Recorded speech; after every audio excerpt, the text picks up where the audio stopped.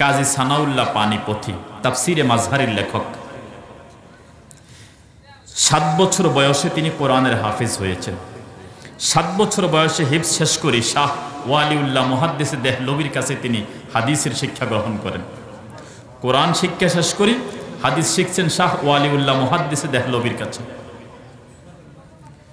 শাহ ওয়ালিউল্লাহ মুহাদ্দিসে দেহলভির কাছে হাদিস শেষ করার পরে ওনার মৃত্যুর পরে মুহাম্মদ সিনানের কাছে গিয়েছেন, শিষ্যত্ব অর্জন করেছেন। ওনার মৃত্যুর পরে মির্জা জানে জামানের কাছে গিয়েছেন। শাহ ওয়ালিউল্লাহ মুহাদ্দিসে দেহলভির পরে আরো 2 জন। তো সানাউল্লাহ পানিপথী রহিমাহুল্লাহ একজন ওনার খানকায় বসে আছেন, ওনার রুমে বসে আছেন। ইংরেজ সৈনিকেরা চতুর্দিক থেকে ঘেরাও করল, যেখানে কি জঙ্গি নাটক, জঙ্গিবাদের কোনো প্রশিক্ষণ হয় কি না। হুজুরের দরবারে হাদিয়া তোফা নিয়ে মানুষ আসে, এই দরবারে মুরিদেরা আসে, কি হচ্ছে এখানে? তো কাজী সানাউল্লাহ পানিপথী রহিমাহুল্লাহ ওনার রুমে যাই, দেখে এখানে কিতাব, ওখানে কিতাব, এখানে কিতাব, চতুর্পাশে শুধু কিতাব আর কিতাব। কিতাবের মধ্যখানে কাজী সানাউল্লাহ পানিপথী বসে আছে। বাংলাদেশে এরকম একটা সময় গিয়েছিল, কারো কাছে যদি হাদিস পাওয়া যেত, কোরআন পাওয়া যেত, বলতো এখানে জঙ্গিবাদী বই পাওয়া গেছে, ঠিক কিনা? কোরআনকে জিহাদি বই বলা হয়তো, ঠিক কিনা? কোরআনুল কারীমের মধ্যে জিহাদের কথা আছে কিনা? হাদিসের মধ্যে কিতাবুল জিহাদ আছে কিনা? আমার রাসূল জিহাদ করেছেন কিনা?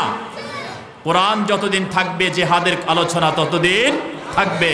কোন মুসলমান যারা, মুসলমান নবীর সত্যিকারের উম্মত যারা, এরা কখনো কোরআনকে জিহাদি বই বলতে পারে না, ঠিক কিনা?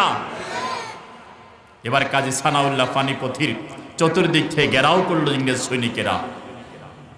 আল্লাহর গোলামকে বের করে দিয়ে ওনার কিতাব পত্র যা কিছু ছিল সবকিছু পুড়িয়ে ছারখার করে দিল। এবার বলছে, এবার মোল্লাগিরি করিবা কি দি, সব তো দিছি শেষ করি। তুমি কাগজের লেখা পড়াইতে পারো, কিন্তু যেই কোরআন সিনায় আছে সেই কোরআন পড়ানোর সাধ্য কারো নাই। যার ভিতরে 30 পারা কোরআন, তার কোরআন পড়িয়ে, কোরআন পড়ানোর ভয় দেখিয়ে কোনো লাভ। এবার কাজী সানাউল্লাহ পানিপথী রহিমাহুল্লাহ ইংরেজ সৈনিকদের এই অবস্থা দেখে ছোট্ট 7 বছর বয়সী একটা বাচ্চাকে ডাক দিলেন। ডাক দিয়ে বলছেন, ইংরেজ সৈনিকেরা, আমার কাছে যেই কোরআন ছিল, হাদিস ছিল, যেই তাফসিরের পাণ্ডুলিপি আমার কাছে ছিল, এগুলা সব পুড়িয়ে দিয়েছ, তোমরা খুশি হয়ে গিয়েছ। সানাউল্লাহ পানিপথীর সমস্ত পুঁজি যা ছিল সব শেষ হয়ে গিয়েছে। আমি তোমাদেরকে বলছি, এই ছোট্ট 7 বছরের বাচ্চা, এই বাচ্চা কোরআনুল কারীমের হাফেজ। তাকে কোরআনুল কারীমের 30 পারা থেকে যে কোনো পারা জিজ্ঞাসা করো, 540 রুকু থেকে যে কোনো রুকু জিজ্ঞাসা করো, 114 সূরা থেকে যে কোনো সূরা জিজ্ঞাসা করো। তুমি যেখান থেকে জিজ্ঞাসা করবে, তোমার জিজ্ঞাসা করার সাথে সাথে এই ছেলে কোরআনুল কারীমের ওই জায়গা থেকে টপ টপ করে বলে দিবে। সারা পৃথিবীর সমস্ত লাইব্রেরি থেকে, সমস্ত গ্রন্থাগার থেকে, মসজিদ থেকে, মক্তব থেকে, হেফজখানাগুলা থেকে তোমরা কোরআনকে মুছে দিতে পারো, নিয়ে যেতে পারো, জ্বালিয়ে দিতে পারো, কিন্তু প্রায় 6 কোটি মানুষের অন্তরে যে কোরআন লুকায়িত আছে, আল্লাহ পাক সংরক্ষিত করেছেন, সেই কোরআনকে কখনো মুছে দেয়া সম্ভব না। আমরা সেই কোরআন শুনতে এসেছি।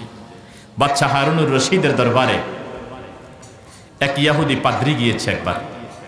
তো পাদ্রী যাওয়ার পরে তার কথা, তার শব্দ, তার ভাষা, তার আদব দেখে বাদশা হারুনুর রশিদ বললেন, তোমার মধ্যে যে জ্ঞান, যে বুদ্ধিদীপ্ততা আল্লাহ পাক রেখে দিয়েছেন, যে বিচক্ষণতা, তুমি যদি ইসলাম গ্রহণ করো তোমার জন্য ভালো হবে, মুসলমানরাও একজন বিচক্ষণ ব্যক্তি পাবে। ইহুদি পাদ্রী বলল যে না, আমি ইহুদি পাদ্রী, ইহুদি আলেম, আমার সোসাইটিতে, আমার সমাজে আমার একটা গ্রহণযোগ্যতা আছে, আমি মুসলমান হতে পারি না। কিন্তু মুসলমান তিনি হন নাই, কিন্তু বাদশাহ যে তাকে প্রস্তাব দিয়েছে মুসলমান হওয়ার জন্য, এটা তার মাথার মধ্যে ঢুকে গিয়েছে। যাই কিছু হোক, এই রাষ্ট্রের সবচেয়ে বড় কর্তা যিনি, শাসক যিনি, প্রশাসক, প্রধানমন্ত্রী, তিনি বলছেন আমাকে মুসলমান হওয়ার জন্য, এটা তার মাথা থেকে যায় নাই। তার পেশা ছিল তিনি তাওরাত লিখতেন, ইনজিল লিখতেন। খ্রিস্টান এবং ইহুদি এই দুই সম্প্রদায়ের কিতাব লিখতেন নিজের হাতে, এগুলা বিক্রি করে এভাবে তার সংসার চলত। তো তিনি চিন্তা করলেন, আমি তাওরাত লিখি, ইনজিল লিখি, এর মধ্যে আমি নিজের মন গড়া অনেক কিছু ঢুকিয়ে দিই, কেউ বুঝতে পারে না, সকলে মনে করে এটা তাওরাত, এটা ইনজিল। এবার তিনি চিন্তা করলেন, বাদশাহ যেহেতু আমাকে মুসলমান হওয়ার জন্য অফার করেছে, প্রস্তাব দিয়েছে, আমি কোরআনুল কারীমের কয়েকটা খণ্ড এভাবে হাতে লিখব, তবে কিছু কাটছাট করব। আল্লাহ পাক যেখানে বলেছেন হ্যাঁ আমি লিখে দিব না, যেখানে বলছেন না আমি লিখে দিব হ্যাঁ, হালালকে হারাম, হারামকে হালাল, এভাবে কিছু পরিবর্তন করে আমি এক কপি কোরআন লিখব। এই চিন্তা করতে করতে তিনি কোরআনুল কারীমের 3 কপি করলেন, জাল কোরআন, এগুলা জাল, আসল নয়। তাওরাতের 3 কপি করলেন, ইনজিলের 3 কপি করলেন। তাওরাত বিক্রি হয়ে গেল 3 কপি, কেউ কিছু জিজ্ঞাসা করলো না, চড়া মূল্যে বিক্রি হয়ে গেল। ইনজিল ও খ্রিস্টানদের কিতাব যেটা, সেটা বিক্রি হয়ে গেল। বর্তমান আমেরিকাতে 48 রকম কিতাব আছে খ্রিস্টানদের। কয় রকম? এক আমেরিকাতে খ্রিস্টানদের কিতাব একটার সাথে আরেকটার মিল নাই, এর সংখ্যা প্রায় 48 রকম। কিন্তু আপনি দেখেন আমেরিকার কোরআন বাংলাদেশের কোরআনের মধ্যে সামান্যতম কোনো পার্থক্য নাই। এবার ওই খ্রিস্টান পাদ্রী ইনজিল বিক্রি করে দিল 3 কপি, তাওরাত সেটাও বিক্রি করে দিল। কোরআনুল কারীম বিক্রি করবে কার কাছে? এটা তো ইহুদির কাছে বিক্রি করা যাবে না, খ্রিস্টানদের কাছেও বিক্রি করা যাবে না, চলে গেল মসজিদের ইমাম সাহেবের কাছে, যে আমি কোরআন লিখছি, আপনি এটা কিনে নেন। ইমাম সাহেব চিন্তা করলো, ইহুদি আবার কোরআন বিক্রি করে। তিনি কোরআনুল কারীমটা খুললেন, খুলে সূরাতুল ফাতিহা থেকে পড়া শুরু করলেন। যখন এরপরে দেখলেন যে এটার মধ্যে যে কোরআন তার সিনে আছে, ওই কোরআনের সাথে এই কোরআনের কোনো মিল নাই। তিনি বললেন, আপনি ইহুদি, আমার সন্দেহ লাগছে, ইহুদি কেন কোরআন লেখে? এটা তো একটু ভুলে ভরা, আমাদের কোরআনের সাথে কিছু অমিল রয়ে গেছে, আমি নিব না। এবার তিনি চলে গেলেন বাজারে, গিয়ে আরেকজনকে জিজ্ঞাসা করলেন যে ভাই, কোরআনুল কারীম লিখেছি, নিজ হাতে লেখা, আপনি নেন। তিনিও ঘুরে ফিরে এটাকে ফিরাই দিলেন। পুরা দিন তিনি এভাবে ঘুরে ঘুরে মানুষের ধারে ধারে করলেন, কোরআনুল কারীমের এই অশুদ্ধ ভুলে ভরা কোরআনের 1 কপিও বিক্রি হল। দিন যখন শেষ হয়ে যায়, এবার তার বুঝে এসেছে তাওরাত এ কিতাব এটা বিক্রি হয়ে গেল, ইনজিল বিক্রি হয়ে গেল, কোরআনুল কারীম এটা বিক্রি হয় নাই। তার বুঝে এসেছে সূরা হিজরে আল্লাহ তাআলা 9 নম্বর আয়াতে বলেছেন, ইন্না নাহনু নাযালনা যিকরা ওয়া ইন্না লাহু লাহাফিজুন। আমি আল্লাহ কোরআনকে নাজিল করেছি, কোরআন হেফাজতের জিম্মাদারি কার? আল্লাহ। এই আয়াত যখন তার স্মরণ হলো, না, মুসলমানদের এই কোরআনকে বিকৃতি করা, পরিবর্তন করা কখনো সম্ভব না। এবার তিনি মসজিদে চলে গেলেন, গিয়ে ইমাম সাহেবের কাছে বললেন, ইমাম সাহেব, আমার বুঝে এসেছে তাওরাত অশুদ্ধ, ইনজিল অশুদ্ধ, আল্লাহর কোরআন সত্য, সুতরাং ইহুদি থেকে আর লাভ কি? আমাকে কালিমা পড়িয়ে আমাকে মুসলমান বানিয়ে দেন। পরবর্তী বছর তিনি আবার বাদশাহ হারুনুর রশিদের দরবারে গেলেন। আমাদের দেশে যেমন টেলিভিশনের টকশো হয়, এরকম টকশো হতো, বিজ্ঞজনদের একটা আলোচনা সভা। এখানে বাদশাহ আবার উপস্থিত। ওই ইহুদি পাদ্রীর কথা শুনলেন। গত বছরের কথা আর এবছরের কথার মাঝে ভিন্নতা রয়েছে। বাদশাহ তাকে জিজ্ঞাসা করলেন, গত বছরের কথা একরকম ছিল, এ বছরের কথার ভিতর থেকে কালিমা তাইয়্যিবা আর তাওহীদের গ্রাণ আসতেছে। সুবহানাল্লাহ। এবার ইহুদি পাদ্রী বলল, বাদশাহ জাহাপনা, আপনার এই দরবার থেকে যখন আমি বের হয়ে গিয়েছিলাম, তখন আমার মাথার মধ্যে একটি জিনিস সব সময় কাজ করলো।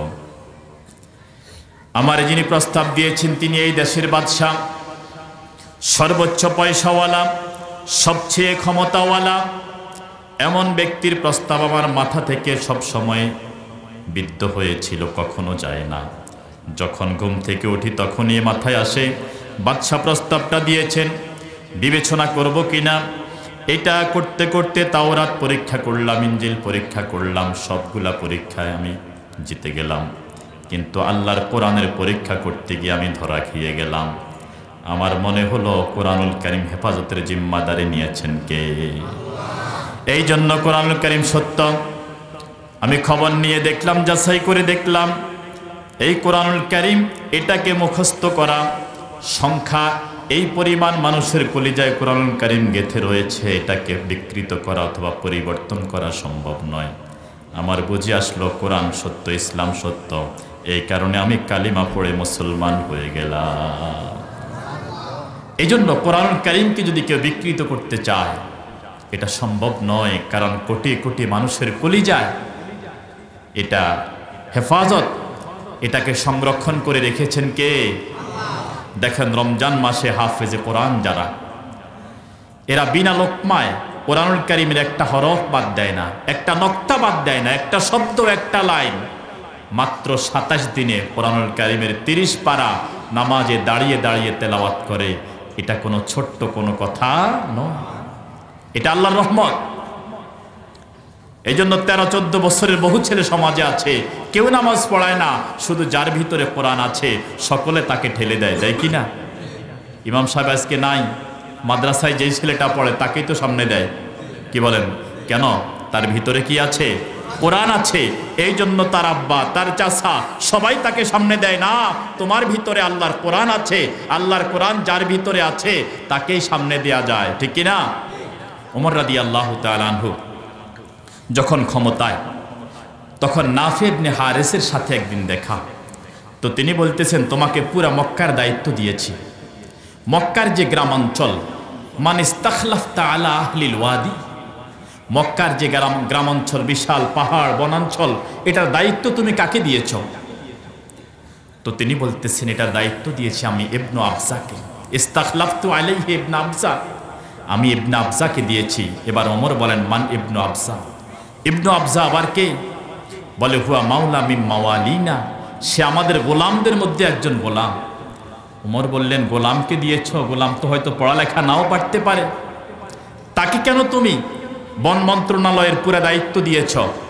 এবার হযরত ওমর বলেন, 3 কারণে আমি তাকে বন মন্ত্রণালয়ের দায়িত্ব দিয়েছি। হুয়া আলিমুন বিল কোরআন, 1 নম্বর হলো আমি তাকে এই জন্য দায়িত্ব দিয়েছি, তার ভিতরে আল্লাহর কোরআন আছে, ঠিক না? তার ভিতরে কি আছে? আল্লাহর কোরআন। এই জন্য কোরআন থাকার কারণে তাকে মন্ত্রণালয়ের দায়িত্ব দিয়েছি। আপনারা জানেন, কোরআন যাদের ভিতরে আছে, যারা কোরআন নিয়ে সমাজ, দেশ, রাষ্ট্র পরিচালনা করতে চায়, যারা কোরআন মানে, আল্লাহকে বিশ্বাস করে, এরা যদি কোনো মন্ত্রণালয়ের দায়িত্ব পায়, এমনকি যেই 2-4 জন পেয়েছে তাদের বিরুদ্ধে 1 টাকার দুর্নীতিও পাওয়া যায় নাই। কেন? তারা আল্লাহকে ভয় করে, তাদের ভিতরে কি আছে? কোরআন আছে। সামনেও যদি বাংলাদেশ থেকে চুরি, ডাকাতি, রাষ্ট্রীয় সম্পদ লুণ্ঠন, বিদেশে যে রাষ্ট্রীয় সম্পদ পাচার করা হয়, এটা যদি বন্ধ করতে হয়, তাহলে দেশের অর্থ মন্ত্রণালয় থেকে শুরু করে গুরুত্বপূর্ণ দায়িত্ব যদি কোরআনওয়ালাদেরকে দিয়ে দেওয়া হয়, 5 বছরে বাংলাদেশ সিঙ্গাপুর হয়ে যাবে, ঠিক না?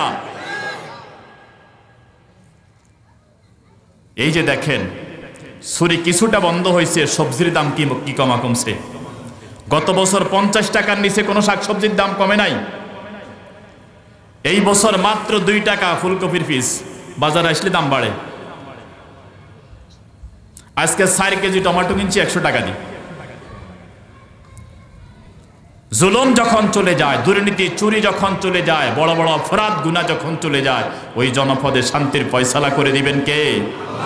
এই যে একটু চুরি বন্ধ হয়েছে, অনেক কিছুর দাম কমছে না? আল্লাহ পাক দেশের পরিবেশকে আল্লাহ পাক সুন্দর করে দিন, আমিন। তাহলে এই যে কোরআনের কারণে দাম বাড়ে, আমি 1 আয়াত পড়ছি, অন্যদিকে চলে যাচ্ছি। তো ওমর বলেন, আমি 3 কারণে তাকে বন মন্ত্রণালয়ের দায়িত্ব দিয়েছি। 1 নম্বর, হুয়া আলিমুল বিল কোরআন, তিনি কোরআনুল কারীমের আলেম, তিনি কোরআনের আলেম। এরপরে বলেন, আলিমুন বিল ফারায়েদ, তিনি শরীয়তের যত ফরজ বিধিবিধান আছে, সমস্ত ফরজ বিধিবিধানের ক্ষেত্রে তার চাইতে যোগ্য ব্যক্তি আমি এখানে কাউকে দেখি না। 1 নম্বর হলো সে আলেম, কোরআনের আলেম। 2 নম্বর, শরীয়তের ফরজ গুরুত্বপূর্ণ বিধানগুলা সে খুব ভালো জানে। 3 নম্বর হলো ওয়াহুয়া কাদিন, এ ব্যক্তি এমন বিচার ফয়সালা করে তার বিচার ফয়সালা কোরআন এবং হাদিসের সাথে শতভাগ মিলে সে যে রায় দেয় এ রায়ে মক্কার মধ্যে উল্টানোর মতো অথবা ব্যতিক্রম রায় দেওয়ার মতো কোনো যোগ্য ব্যক্তি মক্কাতে নাই। এই জন্য আমি তাকে কোরআনুল কারীম বেশি জানার কারণে আমি তাকে মক্কায় এই জনপদে বন মন্ত্রণালয়ের দায়িত্ব দিয়েছি। এই জন্য কোরআন মানুষের সম্মান বাড়ায়। বলেন, কোরআন মানুষের সম্মান বাড়ায়। কিভাবে সম্মান বাড়ায়? যারা হজ করতে ওমরা করতে গিয়েছিলেন, যেই গুহাতে কোরআন নাজিল হয় সেটার নাম কি বলেন তো? হেরা গুহা। বলেন, হেরা গুহা। হেরা গুহায় যাইতে হবে এটা কোনো দরকার নাই, জরুরি না। কি বলেন হুজুর? কিন্তু কেন যায়? এখানে কোরআনুল কারীম প্রথম নাজিল হয়। এখানে আল্লাহ রাসূল 6 মাস পর্যন্ত ধ্যান করেছেন।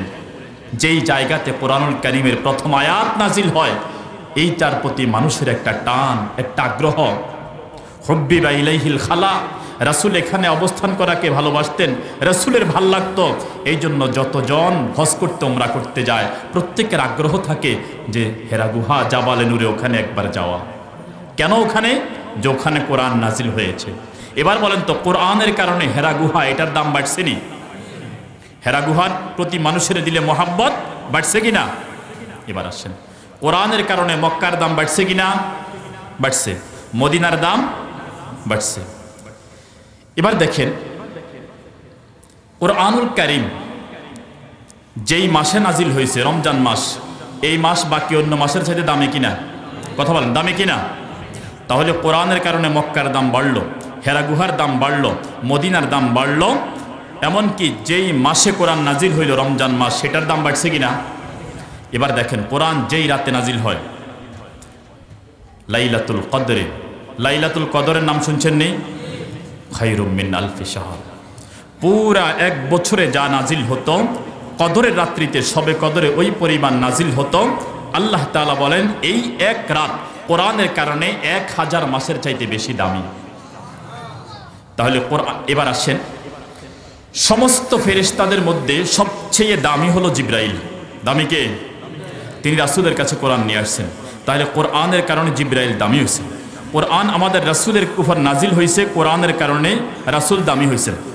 কোরআনের কারণে মক্কা দামি হয়েছে, মদিনা দামি হয়েছে, হেরা গুহা দামি হয়েছে, রমজান মাস দামি হয়েছে, সবে কদর দামি হয়েছে। হয়েছে কিনা? এবার রাসূল বলেন, খায়রুকুম মান তাআল্লামাল কোরআন ওয়া আল্লামাহু। কোরআন যে শিখে এবং যে শিখায়, যে শিখে এবং যে শিখায়, এরা এই জমিনের মধ্যে যদিও গায়ে ছেঁড়া জামা, আল্লাহ রাসূল বলেন যদিও তাদের পকেটের টাকা কম, যদিও তাদের ঘর একটু ভাঙা, যদিও এরা ঠান্ডার মধ্যে ঘুমায় পাতলা কাপড়ের উপর, রাসূল বলেন এরা দুনিয়ার মধ্যে সবচেয়ে দামি মানুষ। তাহলে কোরআনের কারণে দাম বাড়ে না কমে?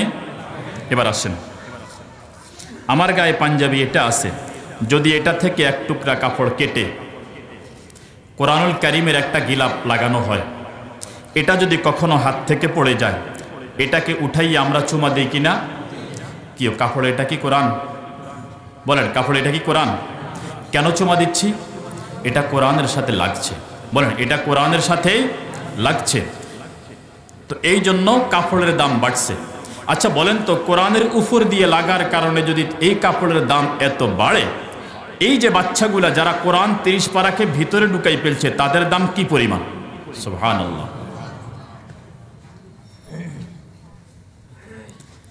আল্লাহ। এবার আসেন, দাম কদ্দুর দেখেন। قال رسول الله صلى الله عليه وسلم القرآن سبب। হাদিসের বর্ণনাকারী শুরাইহ আল খুজাই তিনি বলেন, খারাজা আলাইনা রাসূলুল্লাহ সাল্লাল্লাহু আলাইহি ওয়াসাল্লাম। রাসূলুল্লাহ সাল্লাল্লাহু আলাইহি ওয়াসাল্লাম একদিন আমাদের কাছে বের হয়ে আসলেন। ফাকাল, এরপর বললেন, আলাইসা তাশহাদুনা আল্লা ইলাহা ইল্লাল্লাহু ওয়া আন্নী রাসূলুল্লাহ।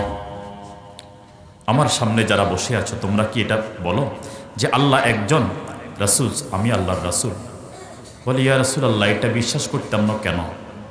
আমরা আল্লাহর রাসূলকে বিশ্বাস করি কিনা? বলেন না, করি কিনা? এটা করলে এটার শক্তি কি পরিমাণ দেখেন। বলে তোমরা এটা বিশ্বাস করো? বলে করি।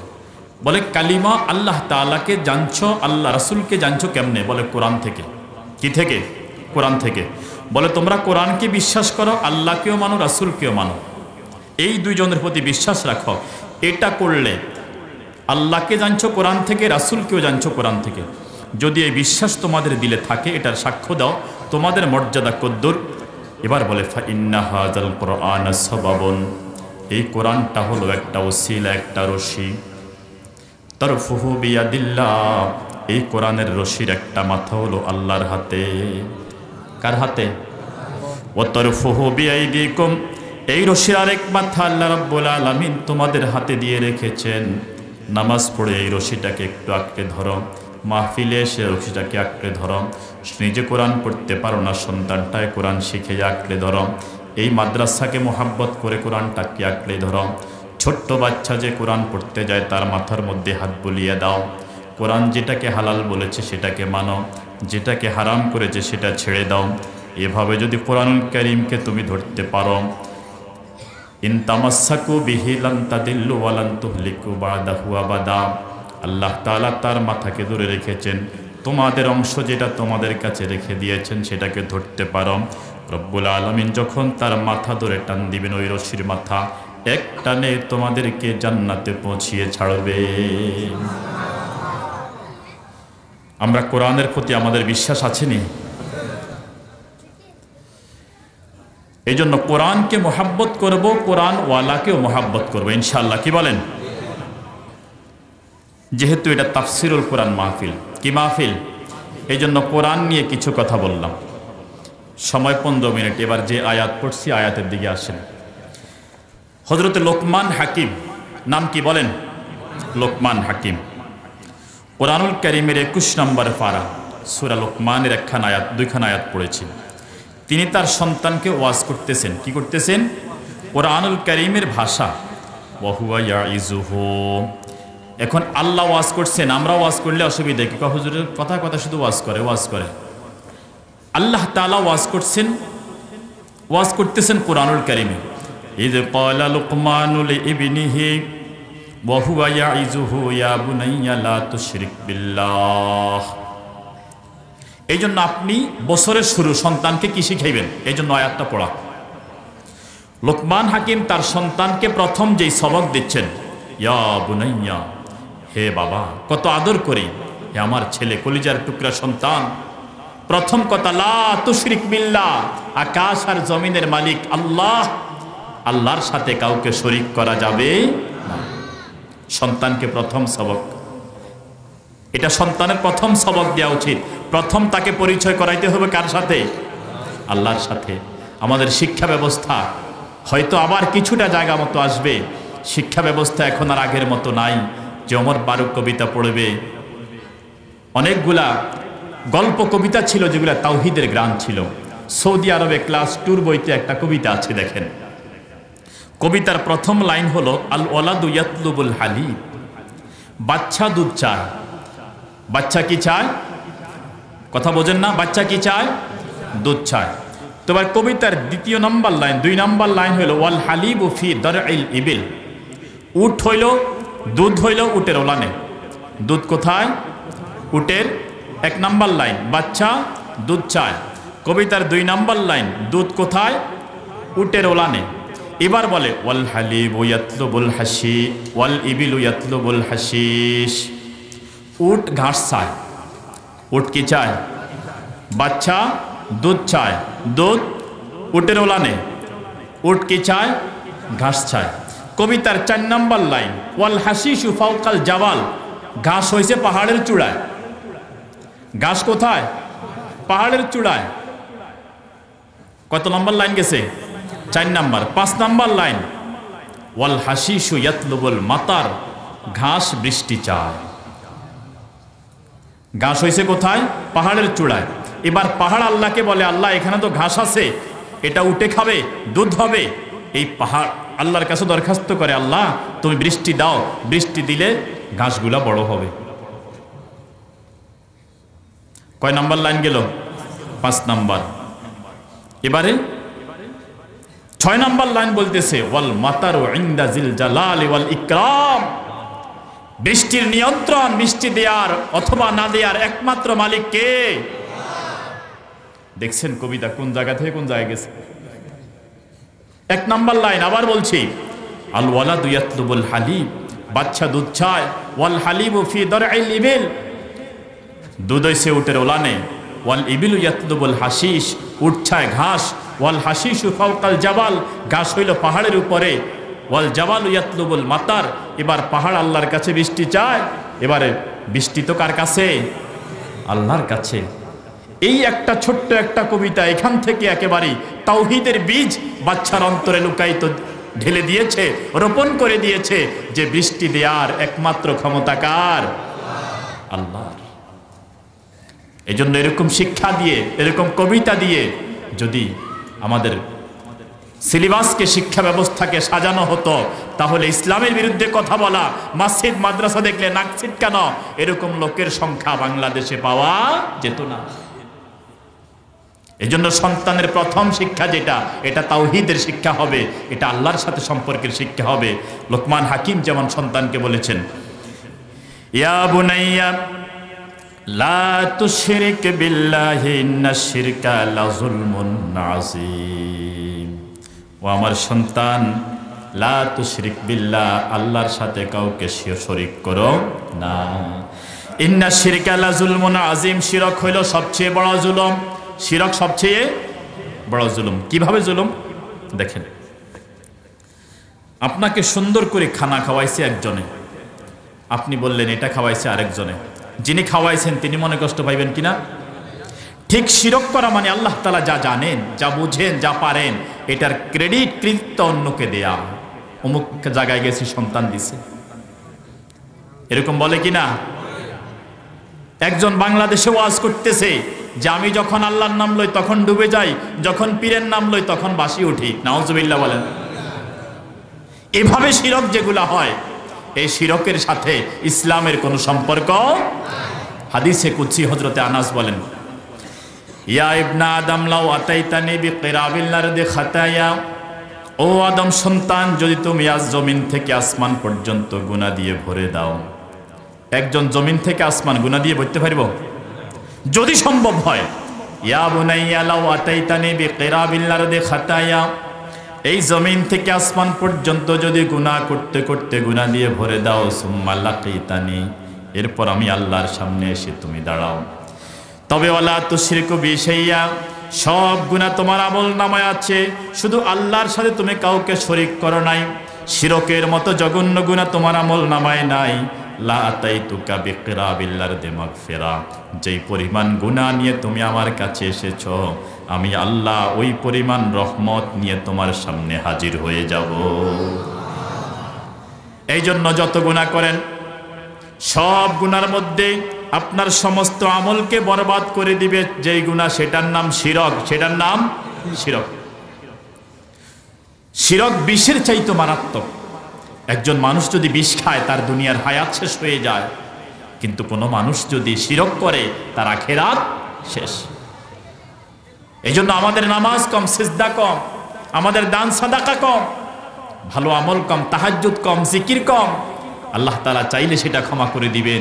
অনেক আমল নিয়ে যাওয়ার পরে যদি আমল নামায় শিরক হয়, এই গুনাহ আল্লাহ তাআলা কখনো ক্ষমা করবেন না।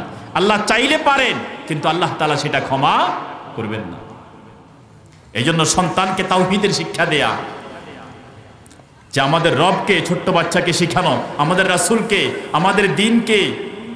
কবরে আমাদেরকে কি প্রশ্ন করা হবে? কবরে প্রশ্ন করা হইব নি? বলেন না, করা হইব নি? এই প্রশ্নের মধ্যেও আল্লাহর সাথে একটা, কবরে প্রশ্ন করা হইব কয়টা? কয়টা প্রশ্ন করা হইব? 4টা। কয়টা? তবে একটার মধ্যে কোনো কথা হইতো না, একটা প্রশ্নের মধ্যে কোনো কথা হবে না। হাদিস শুনেন, ইদা উদখিলাল মাইয়িতু ফিল কবরি মুসিলাত লাহু শামসু ইনদা গুরুবিহা। কবরে প্রশ্ন 4টা হইব, শুনছেন নি কোনো সময়? শুনেন না, দেখেন, ইদা উদখিলাল মাইয়িতু ফিল কবরি, মানুষকে যখন কবরে রাখা হবে, মুসিলাত লাহু শামসু ইনদা গুরুবিহা, এই অবস্থায় যখন তাকে কবরে রেখে দেওয়া হবে, হঠাৎ চোখ খুলবে, তাকে বসানো হবে। বসিয়ে পশ্চিম দিক থেকে এমন একটা দৃশ্য তার চোখের সামনে নিয়ে আসা হবে, মনে হয় সূর্য ডুবে যায় এরকম একটা দৃশ্য তার চোখের সামনে দেখানো হবে। এটা কেন দেখানো হবে? আপনারা যারা নামাজ পড়েন নিয়মিত, জোহরের নামাজ শেষ করে ভাত খেয়ে অনেক সময় ঘুমাই না আমরা? তো যারা নামাজি দেখবেন মাঝে মাঝে আসরের সময় জাগে না, হঠাৎ চোখের মধ্যে আলো আসি পড়ল, দেখলো যে পশ্চিম দিকে তাকায় সূর্য লাল হয়ে গেছে। যদি নামাজি হয় সাথে সাথে উঠে বসে যায় না, সমস্ত কাম, মোবাইলও রিসিভ করে না, কেউ ডাকলেও রিসিভ করে না, যে অল্প কতক্ষণ পরে সূর্য ডুববে, আমি আগে নামাজ পড়ি, বলে কিনা? কারা বলে? নামাজের জন্য যার দরদ আছে, কিছু পড়ে কিছু ছাড়ে, তারা না। যার নামাজের জন্য আবেগ আছে, ভালোবাসা আছে, টান আছে, এরা। তো এরকম একটা দৃশ্য যদি আপনি কখনো দুনিয়াতে দেখেন, পেটে ক্ষুধা, এরপর আপনি বলবেন না অল্প কতক্ষণ আছে, আমি আগে নামাজ পড়ি, বলবেন কিনা? আল্লাহ রাসূলও বলেন এরকম একটা দৃশ্য কবরে দেখানো হবে, তাকে যাচাই করা হবে সে সিজদা করছে কিনা আল্লাহকে। যদি সিজদা করনেওয়ালা হয়, নামাজের জন্য দরদ হয়, তাহলে কি বলবে? রাসূল বলেন এবার যখন কবরে তাকে বসিয়ে দেয়া হবে, এক নাম্বার প্রশ্ন করা হবে মার রব্বুকা, তোমার রবকে। কিন্তু এই ব্যক্তি চোখ খুলে যখন দেখবে পশ্চিম দিকে একটা দৃশ্য দেখা যায়, সূর্য মনে হয় ডুবে যায়। আল্লাহর গোলাম যদি নামাজি হয়, সে যে কবরের মধ্যে আছে সে কথা ভুলে যাবে। সুবহানাল্লাহ বলেন।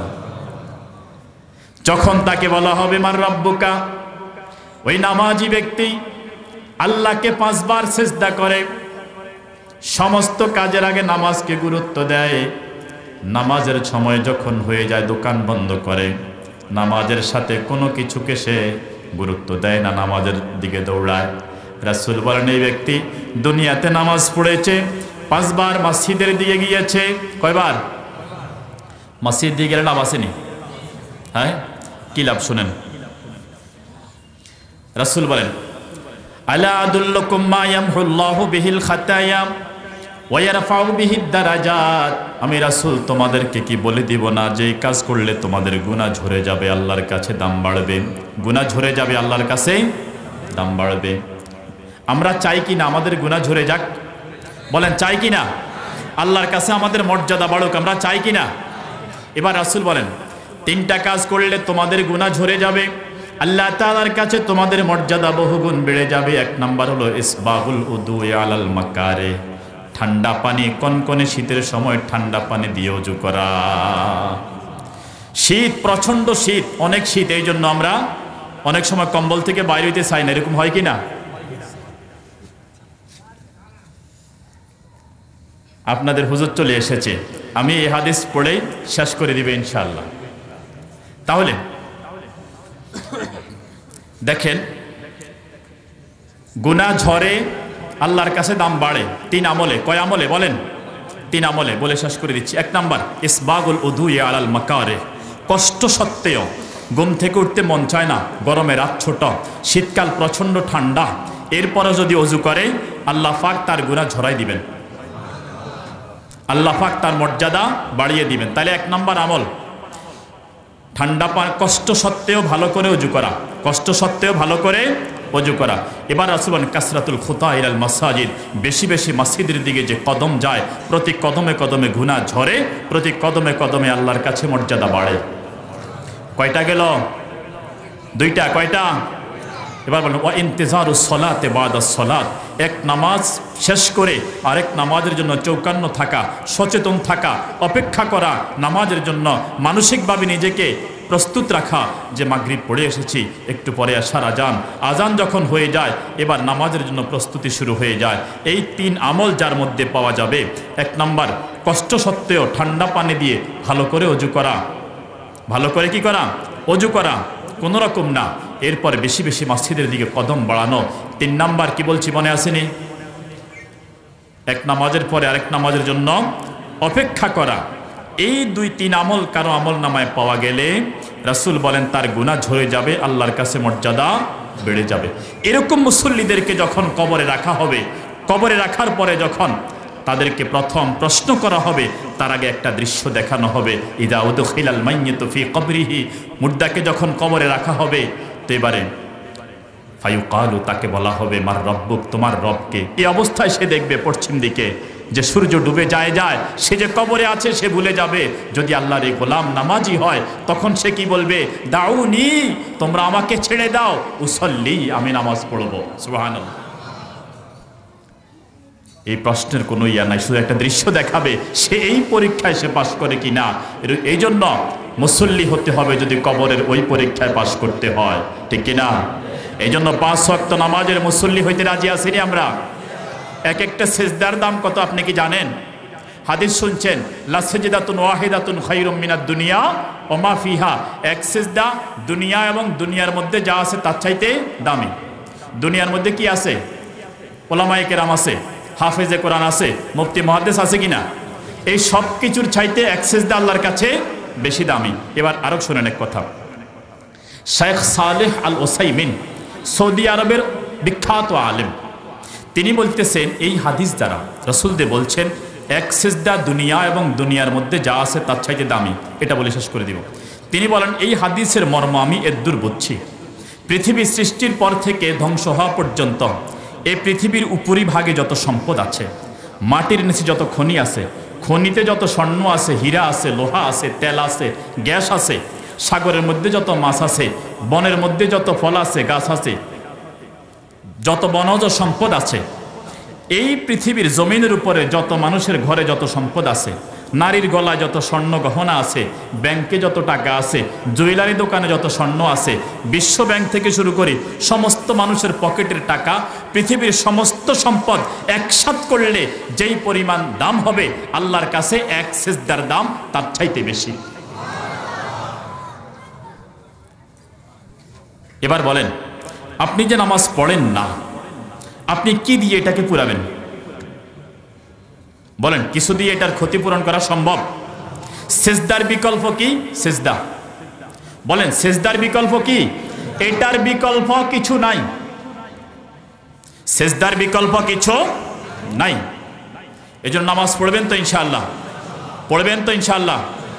আল্লাহ তাআলাকে সিজদা যে করে না সে অহংকারী। সে কি? অহংকারী। কারণ সে যখন জমিনে কাজ করতে যায় তার কপাল একটু নত হয়, মাথা নিচের দিকে নামায় কিনা? দোকানে যখন সে আলু বাঁচতে যায়, পেঁয়াজ নিতে যায়, তখন মাথা নিচের দিকে নামায় কিনা? কারো পায়ের সাথে যদি ধাক্কা লাগে তখন একটু নিচের দিকে নামে, বলে ভাই সরি, নামায় কিনা? সমস্ত কাজে তার এই কপাল, তার উদ্ধত শির নত হয় শুধু আল্লাহকে সিজদা করার জন্য। যার কপাল নত হয় না তার চাইতে হতভাগা, অহংকারী এই পৃথিবীতে কেউ নাই। এজন্য যে নামাজ পড়ে না সে অহংকারী। এই অহংকার কাকে দেখায়? আল্লাহর সাথে অহংকার দেখায়। এই জন্য আল্লাহর সাথে অহংকার দেখানো ঠিক নয়। শেষ করছি। এই জন্য আল্লাহ রসুল বলেন, আল কিবরিয়া ও হৃদাই, অহংকার আল্লাহর চাদর। অহংকার আল্লাহর চাদর। আমরা ঘুমের কাছে দুর্বল, পাতলা পায়খানা হইলে কাচ্ছিত হয়ে পড়ে যায় কি না? জ্বর হইলে বিছানা থেকে উঠতে পারি না, এত দুর্বল। আমাদের জন্য অহংকার সাজে না। অহংকার শুধু একজন করতে পারেন, তিনি কে? আল্লাহ। আল্লাহ বলেন, আল কিবরিয়া ও হৃদাই, অহংকার আল্লাহর চাদর। ওয়াল আজমাতু ইজারি, বড়ত্ব বাহাদুরি দেখানো এটা আমার লুঙ্গি। ফামান নাযানি ওয়াহিদাম মিনহুমা, এই দুইটার একটা অহংকার, বড়ত্ব, আয়াম ভাব এরকম যদি কারো মধ্যে এসে যায়, ফামান নাযানি ওয়াহিদাম মিনহুমা, এই দুইটার যদি একটাও আসে তার মধ্যে, আদখালতুহু ফিন্নার, আল্লাহ বলেন আমি তাকে জাহান্নামে দিব। মসজিদে আজান হয়ে যায়, এরপর নামাজ পড়তে আসে না, এরকম মানুষ আসেনি? মাসের পর মাস আল্লাহকে সিজদা করে না, এরকম অহংকারী নাই? আল্লাহ আমাদেরকে এরকম অহংকার থেকে বাঁচাও। আমিন বলেন আমিন। আমার সমস্ত পরিচয়কে মসজিদের বাহিরে রেখে এসে আমি নিরেট ছাচ্ছা একমাত্র আল্লাহর গোলাম, আল্লাহ তাআলার গোলাম, তার বান্দা। আল্লাহ অনেক বড়, আমি একেবারে নগণ্য, একেবারে ছোট। এটা আল্লাহকে বোঝানোর সবচেয়ে উৎকৃষ্ট উত্তম মাধ্যম হল রবকে সিজদা করা। যে আল্লাহ, আমি আমার সবচেয়ে শরীরের সবচেয়ে উন্নত শির যেটাকে, সেটাকে নিচু করে এনেছি, আর নিচে যাওয়ার সুযোগ নাই। আমি এখানে এসে তোমাকে বলছি সুবহান, তুমি পবিত্র, রব্বি তুমি আমার রব, আলা তুমি সবচেয়ে বড়। আল্লাহর বড়ত্বের ঘোষণা সিজদায় গিয়ে দিলেই শুধু বান্দার দিল থেকে অহংকার দূর হয়। এই জন্য অহংকারের চিকিৎসা হলো সিজদা। অহংকারের চিকিৎসা কি? সিজদা। এই জন্য প্রিয় ভাইরা, যে কথাগুলো বলছি, দুই বিষয় কথা বলেছি। একটি হলো কোরআন সম্পর্কে কথা বলেছি। আমরা কোনো না কোনোভাবে কোরআনের সাথে সম্পর্ক রাখবো ইনশাআল্লাহ। কি বলেন? ঠিক আছে তো ইনশাআল্লাহ? কোরআনওয়ালাকে মোহাব্বত করব, কোরআনের বাগানগুলাকে আমরা পরিচর্যা করব। 2 নাম্বার, আমাদের বাচ্চাগুলাকে শিরকমুক্ত ঈমানের শিক্ষা দিব ইনশাআল্লাহ। কি বলেন? শিরকমুক্ত ঈমানের শিক্ষা হয় কোথায়? নুরানি মাদ্রাসায়। কোথায় বলেন? নুরানি মাদ্রাসায়। প্রথম হাদিস, আখলিস দীনাকা, ঈমান খাঁটি করো, ঈমানকে শিরক থেকে আলাদা করো। এই জন্য প্রতিটা বাচ্চা কোরআনের ছায়াতলে আসবে ইনশাআল্লাহ। কি বলেন? এটা আমরা চেষ্টা করবো তো ইনশাআল্লাহ। একটা বাচ্চাও যেন কোরআন থেকে দূরে না যায়। প্রত্যেকটা বাচ্চার দিলে তাওহীদের বীজ আমাদেরকে বুনে দিতে হবে, তাহলে এরা ভবিষ্যতে নাস্তিক হবে না, হাতছাড়া হবে না। আল্লাহ পাক আমাদেরকে সিজদাওয়ালা জিন্দেগি যাপনের তৌফিক দিন, আমিন। আমাদের সন্তানগুলাকে শিরকের গুনাহ থেকে বাঁচিয়ে ছাচ্ছা তাওহীদীবাদী হিসাবে আল্লাহ তাআলা কবুল করুন, আমিন। ওমা তৌফিক ইল্লা বিল্লাহ। আসসালামু আলাইকুম ওয়া রাহমাতুল্লাহ।